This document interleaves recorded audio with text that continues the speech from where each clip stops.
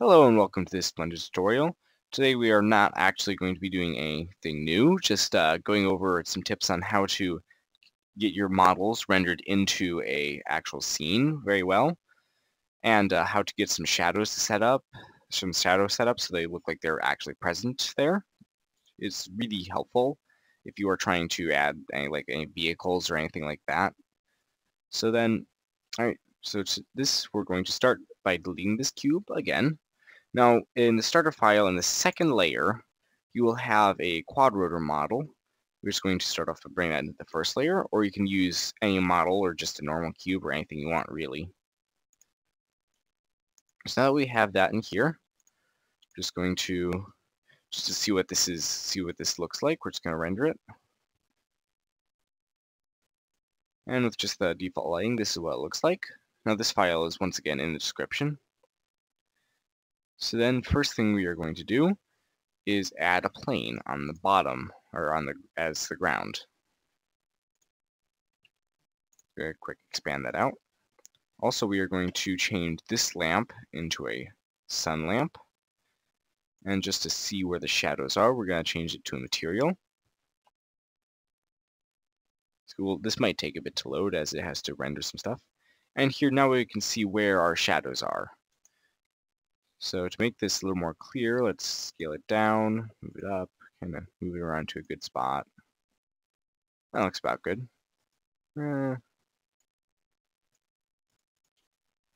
Just configuring a few options. Okay, yeah, more like that. Next, that's what we have then. Next thing we're going to do is go to this plane, go to add new material, go down to the shadow panel in materials, and check shadows only. So now this will, whatever anything renders on here, only shadows will show up in the final render, which is really useful for adding a ground layer. Alright, so then we are going, so now if you look at the model, it's nice and bright here and decent lighting, but it's really dark in all other places. So what we're going to do to solve that is we're going to just add a new lamp. It's going to be a point this time. Come on. Alright, now just for ease of, just to make things go quicker, we're now going to move out of material mode into view, into just normal solids. And this lamp we're going to set to about 0.5. And we're just going to go to top orthographic view and wireframe mode now. Just going to take this and duplicate it along the X, next duplicate along the Y, and duplicate this one along the Y. We have 4 lights in the kind of corner.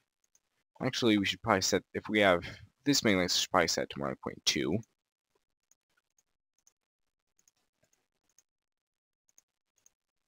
Alright, so next we're going to select those 4 lights, duplicate them along the Z, and just move them down here. So now we have kind of a box of lights shining from all directions.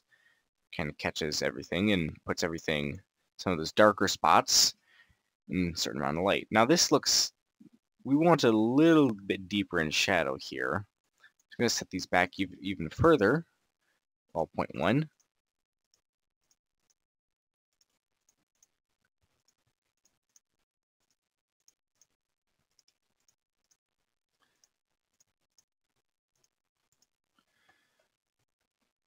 Alright, that looks a little better. So now we can see it's got some nice lighting, but it's also got lighting coming from all directions. Alright, now this shadow looks a little too deep. So to fix that, we're going to go back to this plane where we have for the shadow on the ground, transparency, and then every bit we dial back here means the less transparent the shadow is going to be. So now it's more of a grayed out shadow. That looks a bit more realistic. Now there's only one thing left we're going to do. We're going to turn on ambient occlusion and set it to multiply instead of add, because if you set to add, it messes with the existing shadows. Just go render out again. Alright, now that doesn't do too much. It darkens things a little, as well as if there's any particular corners in the model, it'll simulate a really complicated lighting system pretty quickly, and it'll give your model a better lit look. Now sometimes it comes out to be a bit grainy. Here it's not so bad, but some other models it might, so we just need to turn samples up. About how you turn up samples, the less grainy the lighting is going to be, but the longer it'll take to render. So you see how that's taking longer. Okay, now in order to insert this into an actual movie clip, you're going to go over into the render settings, go to shading, set the alpha to transparent, render out another image. So this means that the background is now just completely transparent instead of a particular color. So what this now lets us What this now lets us do is go over to Compositing view, Compositing, whatever, I never get that one straight. Sorry, I apologize for that. I should really look up that at some point. We're going to add a mix node and an image, and we're going to open up either whatever movie clip you're using or the starter video. You can get in the link in the description. Alright, now this image is going to go into the top slot of the mix factor.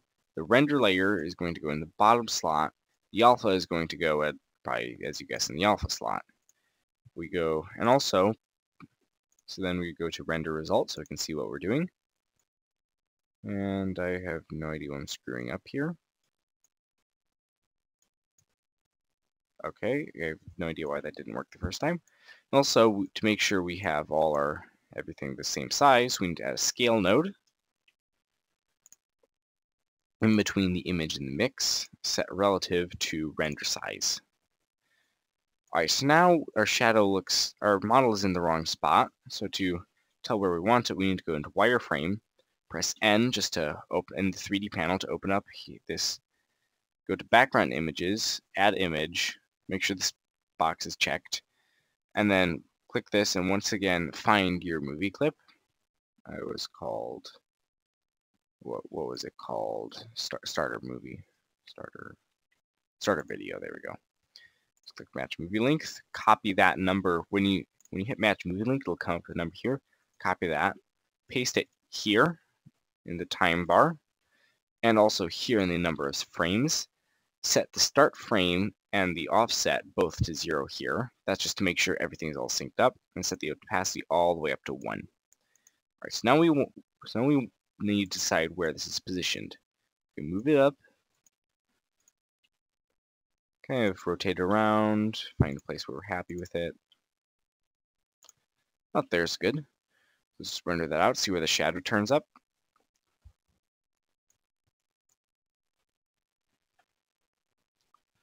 Alright, that looks good, except for the fact the shadow is a bit faint. To fix that, like we did before, go to the transparency settings on your shadow plane and turn it up a bit. Render again.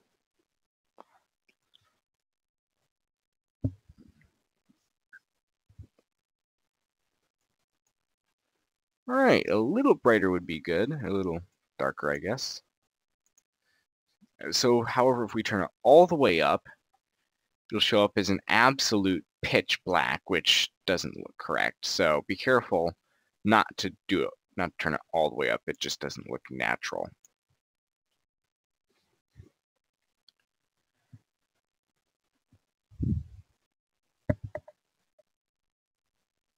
Alright, so that looks about the right shading there. Alright, so you can see this is a pretty good look already. So most of the rest of this tutorial is how to take this image and make it look kind of more like a cinematic movie look and less like a home video look. One of the first things we're going to do is make it look like a widescreen. So we're going to take this mix node, duplicate it, twice actually.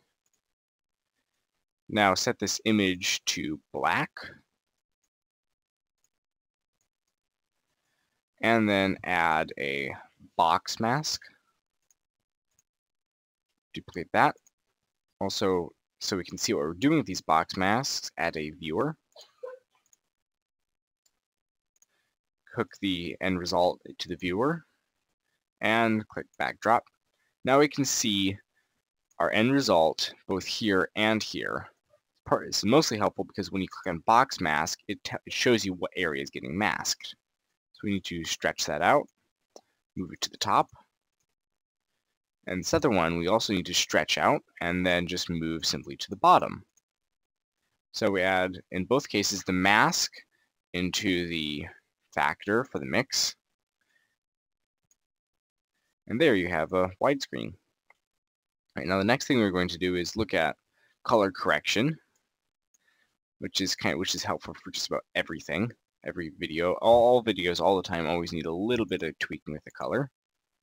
So we're going to add a color balance and a color correction.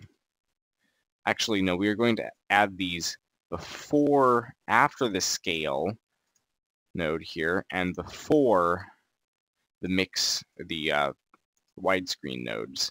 Otherwise, it'll start to correct the widescreen areas that are supposed to always just simply be black, and that won't look right. All right, also make sure whenever you add, remember, whenever you add an image into a mix node, it'll always, and there's already one here and an empty slot, it'll always just bump that image down. That can sometimes happen and lead to inaccurate, incorrect results. So keep an eye out for that. So as well as a color balance, we're also adding a color correction.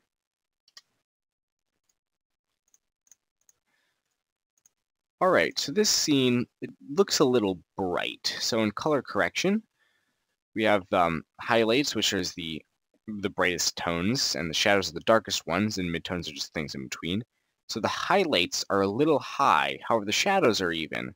So we want to tone down the highlights through the gamma and gain, but leave the shadows alone. So now that's a bit more of an even lighting. Also, everything is nice and yellow, but it's outdoors, and outdoors looks better if there's a little bit of green. So we're going to set the midtones to look a little green, and also a bit on the highlights. And just for some color contrast, we're going to have the shadows look blue. It's a little too blue. You can see already so as you can see in this is video over here is kind of what it looked like before, and already this is what it's looking like now. So you can see already some improvement here. All right, next we're going to do is see if we can tweak the saturation. Sometimes you need it, sometimes you don't. It varies from camera to camera. Turn up a bit. Not really. This camera is bringing plenty of color on its own. Now contrast can be really useful, but you only want to adjust it in very, very fine amounts. Just set that to 0.01. Go up to 0.3 maybe. You can see even at 0.013, it's already making a quite significant difference for such a small adjustment. All right, so that looks good then. Want the highlights to have a slight amount more contrast than anything else. Okay, I'm not sure why this isn't not picking up on too many highlights apparently.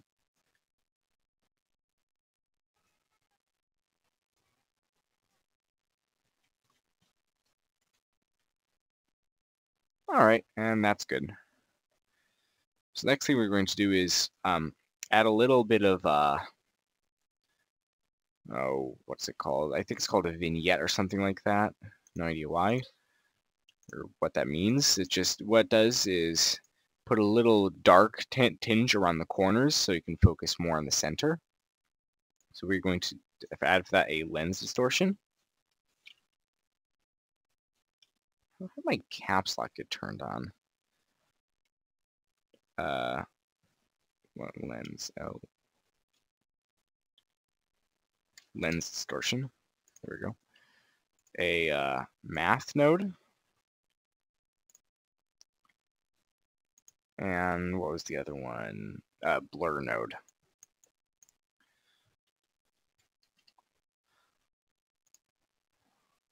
All right, so math we are going to set to be, let's see, I think it was greater than.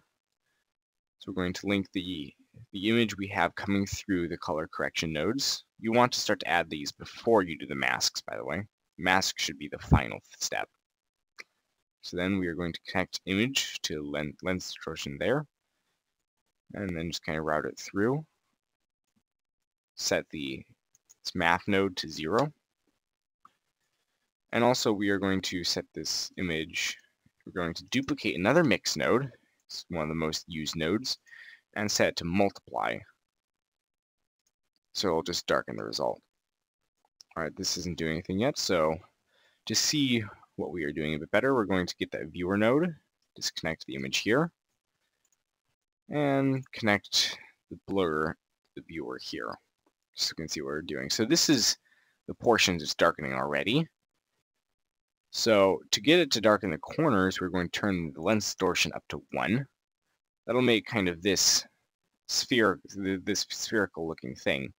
So that, running through the multiplying node, then darkens the corners out.